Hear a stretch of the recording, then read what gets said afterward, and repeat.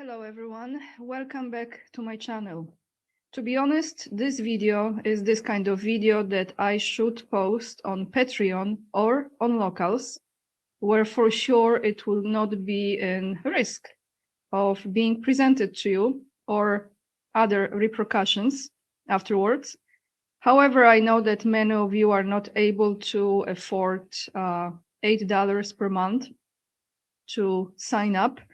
So I'm taking a risk for this particular video, just making an exception because we are actually in this moment connecting many dots. And I am so glad that there are other people who are bringing this to much, much wider attention. So millions of people around the world can actually do their own research and investigate into the topic like I have done. And this is thanks to you, thanks to my audience, who inspired me by bringing my attention to Chabad Lubavitch. I didn't know anything about this movement until I started to dive deeper into it. So just before we start with this video, as you can probably see in the title of it, that Chabad runs Russia, including Putin, Medvedev, and many others, I will be presenting to you a video, actually a recording of a speech of presentation that was done by one of the rabbis who come from Chabad Lubavitch, still are the members, the rabbis in Chabad Lubavitch, particularly in United States and in California. I would like to also say one thing here before we start, that this is specifically about Russia. I don't want people to get confused that only Russia is in this situation. There are many countries around the world who are run by this so-called spiritual movement. The entire conflict we are watching between United States, Israel, and Iran is based on the prophecies that they have. Yes, that's actually influenced and orchestrated by them, in my opinion, 100%. So United States, and of course in Europe, and of course Poland, and many, many other places around the world are also run by Chabad Lubavitch. But this particular video will be dedicated to how is it in Russia again. I want to show you guys, those of you who are new to my channel and who don't know what I'm talking about, I will highly recommend you to go scroll down. This is my channel, as you can see right here. Scroll down to my videos. This is about 4 months ago, as it says, when I started to do my research, okay? Because I was very much pro-Putin. I believed in that. Before that, I believed that, you know, he's on a good side. Boy, oh boy, how I was mistaken. So you can see a lot of videos that I am diving deeper into it. So check it out. A lot of videos, to be honest, a lot of time and energy. So before we start, I want to say a huge thank you to Fred, Godelief, and Klaus for your donations on PayPal, and you are frequent supporters. So that really means a lot to me. Thank you so much for supporting me, guys. Now, let me start with this. Who is this rabbi that we are going to hear from? Just to give you heads up, so you have an idea. Let me show you. We're gonna hear from this rabbi. This is Rabbi Eliezrie. I probably mispronounce his name. So here actually you can see the official website of Chabad Lubavitch, and it gives you the description of him. So maybe let's click on it and you can see him right here. You can see his books. You can read his wisdom. And here you have the quick summary presentation of who he is. Rabbi David or Dovid Eliezrie is a member of the Chabad Lubavitch movement and the founder, director, and spiritual leader of North County Chabad congregation Bet Meir HaKohen in Yorba Linda, California. He is an author, speaker, activist, and Raw Jewish Learning Institute Advisory Board member. Here it still says that he is in North County in California, so he's in United States. Now, I'm going to take you to this video. This will be full-length video. Someone put it together 2 years ago. I came across it, and what you're going to see in this video is this rabbi describing to you How Chabad Lubavitch Runs Russia. I know a lot of people still have problem with this because they think, no, that's not the case. Putin is just very tolerant to different religions. You have to do, again, more research. Watch my previous videos. There's a lot behind those people, including Medvedev and many others in Russian Duma who are absolutely Jewish and who are influenced by this movement. So let's take a listen with an open mind. I was on the side before where I didn't know anything about it, and I thought Russia is like the, and I say the country, those are the people chosen to be in those positions. You don't get to that position if you are not selected. It doesn't matter if it's east or west, or north or south, or in the middle. So let's take a look, let's take a listen, and very informative video. A lot of stuff I was actually talking about before in my videos as well.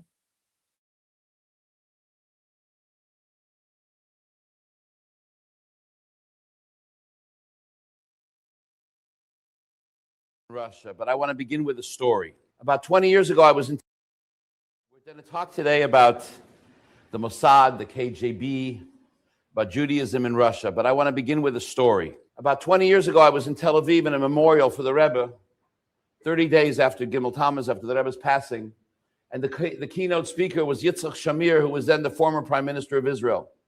And he got up and he said something very interesting. He said that when he was a member of the Mossad for many years, and the Mossad started coming to Russia in the 1950s, they discovered there was already a secret underground network in place. It wasn't an underground network run by the Russian government because by the Israelis. It was an underground network run by Chabad. That same system that had been established by the Rebbe in the early 20s continued on all throughout the communist period. And when the Mossad comes to Russia, and how did they come? As the Israelis opened up in the diplomatic corps in Moscow, et cetera, and they opened up an embassy, they made a decision, a conscious decision, that they would run an underground network in Russia. Now, this underground network was run by a division of the Mossad, which is also in the Prime Minister's office, called the Shkata Kesher, which means the Office of Connection.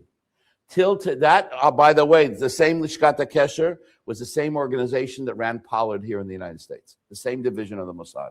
Golda Meir discovered a Jewish underground that existed already in Russia, that began in 1920 when the communism came in and the previous Rebbe decided to do battle against them. And in 1924, he took 9 Chassidim in himself, and they swore an oath to keep Judaism alive in Russia to their last breath. I would imagine that some of the grandchildren of those people who took the oath were here during the retreat as presenters or as guests or participating in the retreat. And he decided that he is going to fight to keep Judaism alive in Russia, no matter what. And what was going on? At the time, Jews were underneath tremendous oppression.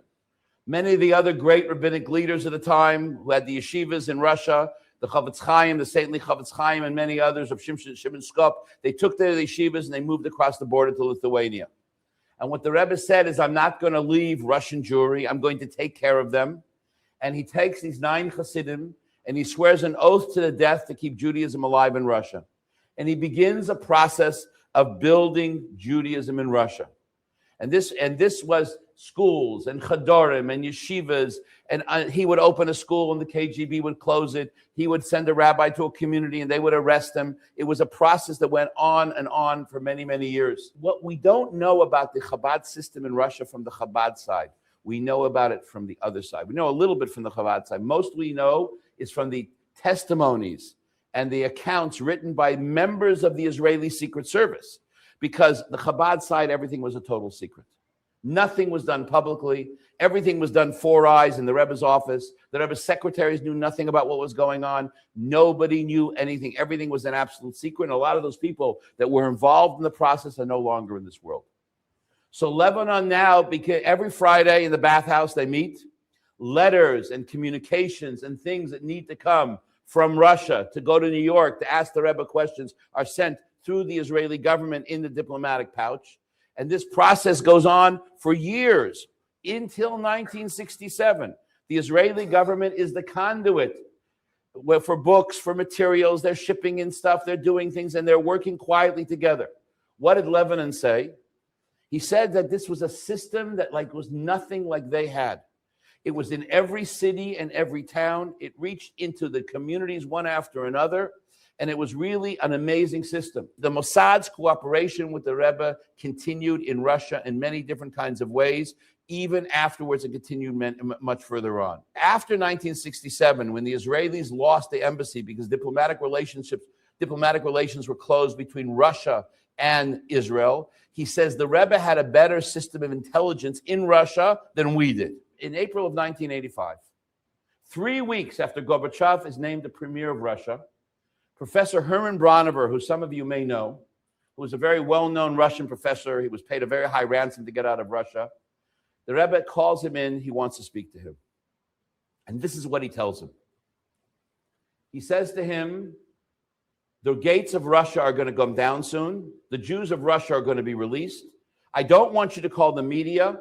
I want you to call the Jews in Russia, your contacts in Russia. Braunover was a big activist. There was a group of different Jewish organizations, Shamir, Chama, Ezras Achim. These are different Chabad organizations that were doing secret work in Russia. And Braunover was one of the prime activists. I want you to call the Jews in Russia, and I want you to tell them that soon they're going to leave the country and everything's going to change. He's astounded.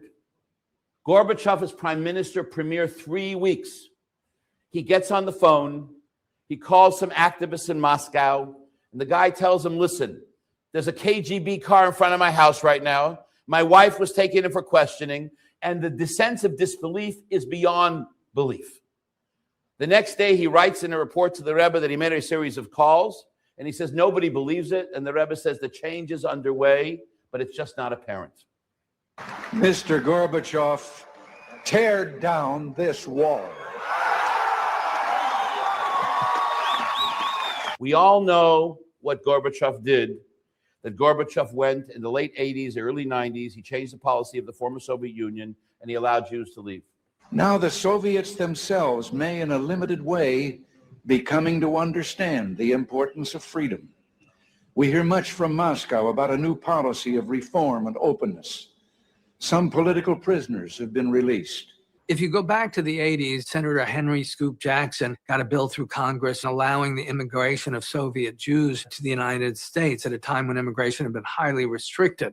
We'll honor the right of a person to leave a country freely and return freely, just as clear as anything can be. The Russians saw it as an opportunity to open their jails. That's when you see members of Russian organized crime come to the United States for the very, very first time. In June of 1992, Gorbachev comes to Ben Gurion University in the Negev to get an honorary degree. One of the professors at Ben Gurion University is Herman Braunover. The president of Ben Gurion University asked Herman Braunover, would he please be the personal host and take Gorbachev around his visit to Ben Gurion University in the Negev. He tells him, fine. In the middle of the visit, he says, I have to tell you a story. He tells him in 1985, he tells him in April of 1985, the Rebbe called me in, he told me this whole story, blah, blah, blah, et cetera, et cetera. And he tells this to Gorbachev. So Gorbachev turns to him and he says to him, how could he know if I didn't know? A year later, he's in Oxford. Peter Kalms, the father-in-law of Heshy Epstein, who was the president of Shamir, tells Gorbachev the same story about what happened in April of 1985. And Gorbachev tells Peter Kalms, how could he know if I didn't know? The story has been verified from two different historical sources. ארץ קטנה כמונו, זה מדהים. ואני רואה שאנחנו קונים את מנהטן, וקונים את הונגריה, וקונים את רומניה, וקונים את פולין. אז אין בעיות לנו, אני מבין שהכישרונות והקשרים והתנופה מגיעה כמעט לכל מקום. וזה באמת מעניין. מעניין מפני שאנחנו ארץ קטנה, בסך הכל. וכנראה שקשה לנו מאוד יהיה להיות ארץ תעשייתית. פשוט אין לנו מספיק שוק מקומי גדול בשביל לעשות עשייה מקומית. God Almighty is our leader. Even in Europe. Yeah. God Almighty bless everyone. You're happy. You don't go from strength to strength in all things necessary, especially for the benefit of the multitude of nationalities in New York, that is a kind of a melting pot for many nations, and so that all these nations will live in good peace, in harmony, and every one of them will strengthen all the nations around him, especially in things of charity. Amen. God Almighty bless you. I hope that in the near future, the melting pot will be so active that it will be not necessary to underline every time that they are liberal and they are right and they are Hispanic, etc., because there is no difference. All of them are created by the same God, and created for the same purpose to add all good things around them and around, especially beginning by themselves and their families. I said before, I'm not so happy about underlining the very Brooklyn on one side, and Manhattan on the second side. And then there are all the people in the Hispanic, etc., on the third side, which is a real melting pot. It's actually it must be a melting pot for all good things. There's no difference here. Vorstellung von President George Herbert Walker Ben Doherty.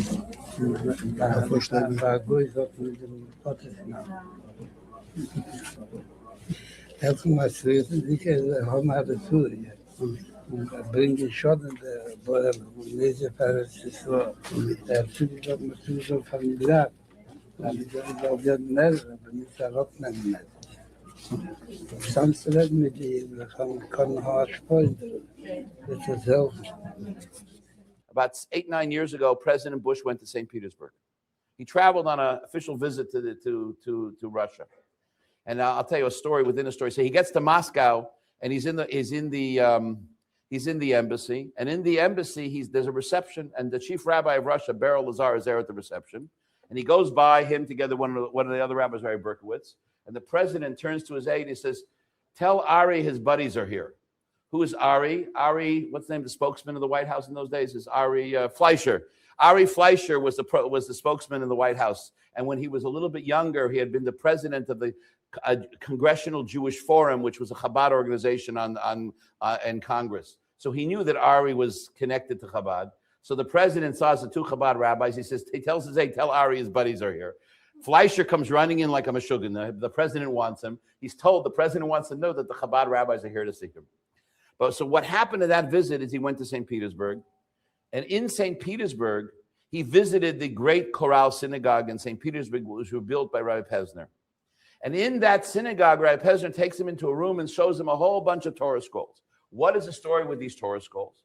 When these rabbis came in the mid-60s, they discovered these Torah scrolls. And they had an idea, you know what? Nobody's using them in Russia. Let's take them out of Russia. We'll spread them around the world. And there'll be Torah scrolls for synagogues, Sefer Torahs for shuls. And they told the Rebbe, and the Rebbe said, no. There'll be a time that there'll be a renaissance of Judaism in Russia, and these Torah scrolls will be used in Russia. And when they told the story to President Bush, he said, that's a prophecy. And he was so taken with the rabbi and Rebbitzin in what's his name in St. Petersburg, he invited them to the White House as his private personal guests. Barbara Bush, what's his name? Mrs. Bush was so taken by the Rebbitzin Pesner that she invited her to the White House as a personal guest. The difference between Poland and Russia is a vibrant, dynamic Jewish community. I was in Moscow on Simchas Torah night. There were 1,000 people there. There were 13 oligarchs in the room. Their net worth was $30-some-odd billion. Now, what shul in America has people worth $30 billion in the shul for dancing? At 3:30, so we were dancing till 11 o'clock, and then we had a break, and then we had the dancing again. At 3 o'clock in the morning, we went on the street, and at 3:30, 4 o'clock in the morning, I'm walking home with Rabbi Eliezrie. You'd think he'd be impressed that he had these oligarchs worth $30 billion. He said to me, I had success tonight. I said, what was your success? He says, 3 guys decided to get a bris, and 4 guys decided to put on tefillin. But we're talking here a different kind of world. You know, they have a row of Mercedes in front of the shul, each guy with a driver and bodyguards, and these guys are dancing inside like everybody else. They run the economy of Russia. The difference is we're the Jewish establishment in Russia. There's no Jewish Federation. We are the Jewish Federation. There's no ADL. We are the ADL. There's no AJC. We are the AJC. Judaism in Russia is run 98% by Chabad. It's a different ballgame. It is the most amazing Jewish community that I've ever been to in my life. It is so well organized. There's schools in this town with 1,000 students, with 50,000 Jews. It's an amazing place. I mean, now there's challenges, and everything in the city is run by Jews. The shopping centers are owned by Jews. Both airlines are owned by a Jew. The banks are owned by Jews. The gas stations are owned by Jews. The whole downtown, everything is owned by these oligarchs. In fact, the governor now, on behalf of Ukraine, is one of these oligarchs. One of the other elements for the success of Judaism in Russia, even though he's not so popular right now in the United States, has been the friendship to the Jewish world of the president of Russia, which is Vladimir Putin. And you have to ask yourselves, why is this so? I heard a great line from a professor of mathematics, Novosibirsk. He told me like this: Putin may not be good for Russia, but he's definitely good for the Jews of Russia. Putin may not be good for Russia, but he's definitely good for the Jews of Russia. Why is he good for the Jews of Russia? Because when Putin was a young child, he lived in an apartment building in St. Petersburg. And he would come home every day from school, and his parents were out working. And in the same entrance, in the same apartment or the adjacent apartment, there lived a religious Hasidic family. And when he would come home and there was nobody to take care of him, they would do his homework together with him. And he spent his youth growing up basically in the house of an Orthodox Jew.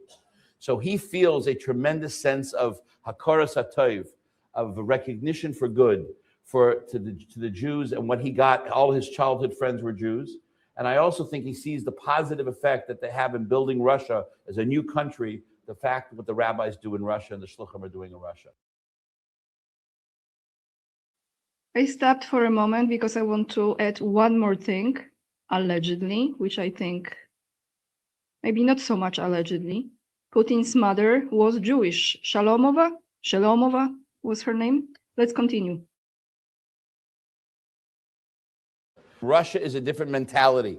And this is part of the conflict right now between Russia and the United States. You can't push the Russians have to be dealt with through quiet. A very shrewd observer in Moscow told me, you can't deal with Russia like the United States. Here it's public pressure, it's tumult, it's polls. In Russia, everything is quiet deals. For instance, there is a lot of quiet deals between Russia and Israel that you know nothing about.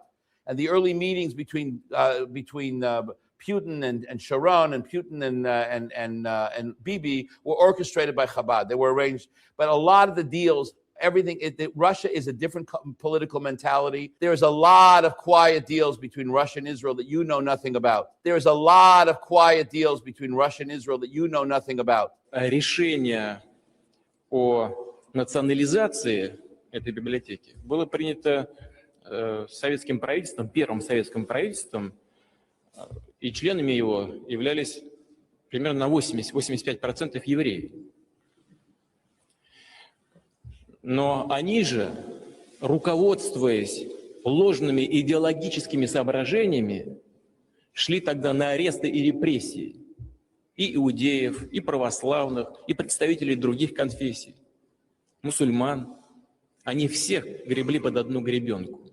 И вот эти идеологические шоры и ложные идеологические установки, они... Важно, что ваш фонд многое делает для активизации контактов между народами России и Израиля, помогает расширять сотрудничество между нашими странами в политике, экономике, культурно-гуманитарной, и в других областях. И такую деятельность, разумеется, можно только приветствовать.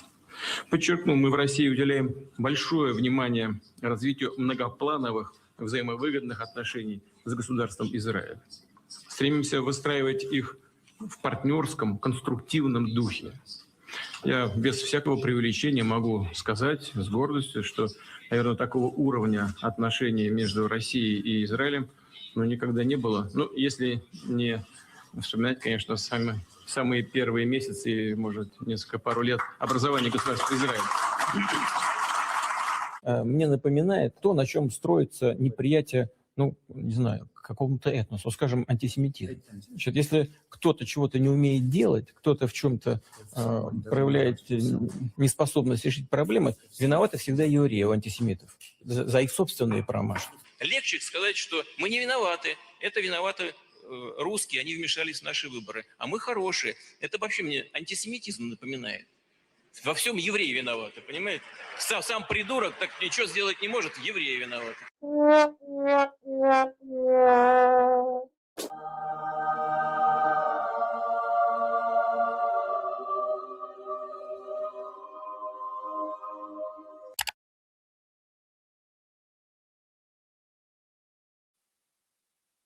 All right, so I don't think I have to add too much more. However, I will. Those of you who are not familiar with what locations this Chabad Lubavitch operates in or at, I will take you to the official website, which is really easy. You just Google it. Let me show you. This is the official website, chabad.org. And when you scroll all the way down, right here, when you see this blue part, right here, the last position is Chabad locator. So as you can see here, the map of the world, most places have a lot of those locations, and that includes the centers, I believe the synagogues as well, I think, as well as the schools, even on Iceland, you see? So they are in most of the places. Very, very congested here in United States and of course Europe. And now you can just put the name of the country right here. Like I said, I'm focusing just on Russia today. It shows you many locations, but we can also zoom it. So let's just zoom it in. I don't know how to close this now. Sorry, guys. Okay, let's just focus on this. We're gonna go, actually, you can just, when you go all the way here, you can see all the locations in Russia and the cities. But I want to show you on the map, so it's much more visual for you. Okay, as you can see here is Russia. Moscow has a lot of locations. I recorded videos, you see right here is Moscow, you see a lot, but many other places as well. So you can check it out. One more thing I want to bring to your attention, the latest video that was done by Professor, let me find it first because I don't want to jinx his name, which probably I will. Professor Jink, I think, or Yink is his name. Yesterday, he actually played this video in which he is bringing up the topic of Chabad Lubavitch. So I just want to play it for a moment because this is important. He is now very popular. You can hear from him on many other channels. So I just watched his original channel, to be honest. Very informative. So now let's take a listen to just maybe a minute or a few seconds of this clip. I will attach the link below in the description box so you can watch the full video, which is over an hour long.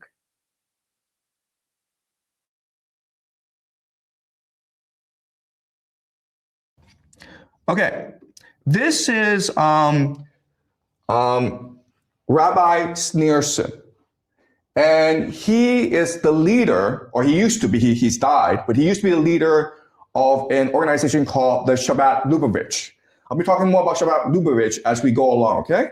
But I introduce you to him now. This year, 1990, and he is talking to Benjamin Netanyahu, who is a young and upcoming politician in Israel, okay? And so let's look at the conversation. So guys, I've played this video at least 4, if not 5 times on my channel. I'm not gonna play this, but I will play the commentary from the professor after this video, okay? Those of you who are on my channel watching me for at least half a year, you for sure have seen it if you watch my videos regularly. So let me find this moment when he will be commenting on this, okay? So let's take a listen to Professor's comment about this meeting, Netanyahu and Rebbe Schneerson.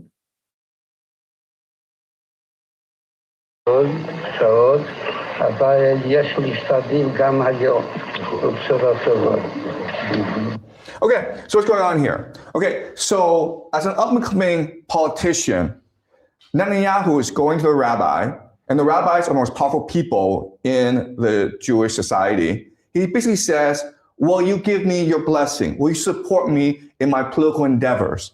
And the rabbi says, yes. They also talk about how things are progressing, okay? So another way of saying this is that there's almost like a plan in motion to achieve certain religious objectives. And things are going well. But the Rabbi Schneerson says, but they're not going fast enough because we need the Messiah, the great leader of the Jewish people, to come. And we can set in motion things that will force the coming of the Messiah. So let's speed things up, Netanyahu.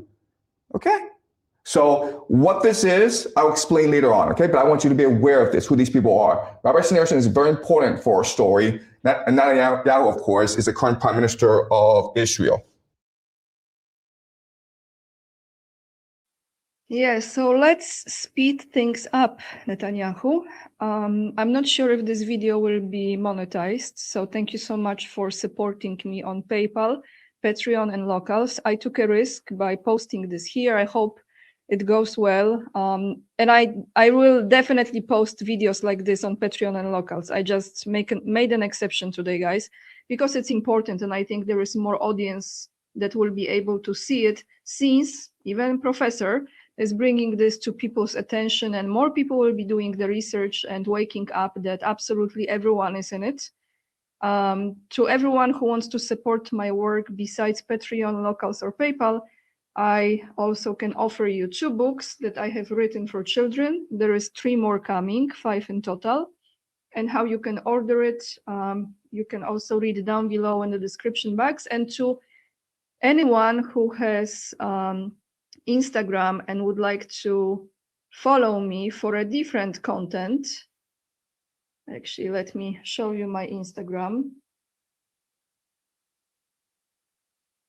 Then please follow me there. I would really appreciate it. This is the travels and beautiful architecture. It's Anya_K_44. So what I'm doing here, I'm just showing you the beautiful places in the world. And that's all for today. I hope you hit thumbs up. It really helps with the algorithm, and you leave the comments down below and let me know what you think, as well as subscribe to my channel, free of charge, everything. With this being said, lots of love, and remember, we are the leading edge and we are saving humanity. I should add from Chabad Lubavitch, right? Maybe I should. Thank you, guys. I see you in another video. Bye, everyone.